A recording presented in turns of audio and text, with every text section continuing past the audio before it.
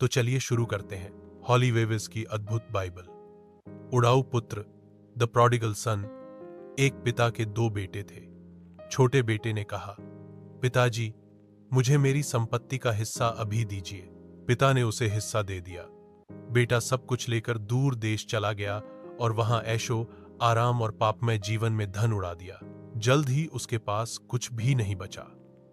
देश में अकाल पड़ा और वह भूखा प्यासा रहने लगा। उसे सुअरों के साथ काम करना पड़ा और जो खाना सुअर खाते थे वही खाने की इच्छा करता था। तब उसे अपने पिता का घर याद आया।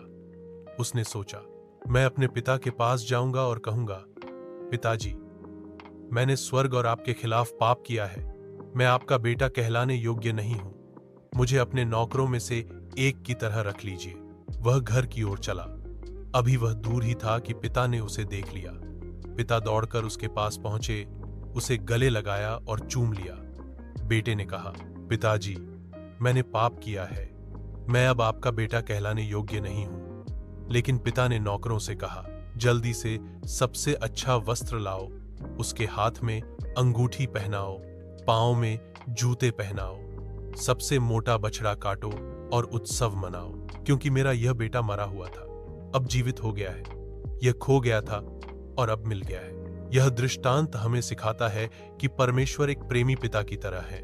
भले ही हम उनसे दूर चले जाएं, लेकिन जब हम लौटते हैं तो वह हमें दौड़कर गले लगाते हैं और क्षमा कर देते हैं। मित्रों, चाहे आपने कितनी भी गलतियां की हों, जब आप परमेश्वर की ओर लौटते हैं, वह आपको अपने बेटे की तरह स्वीकार करते हैं।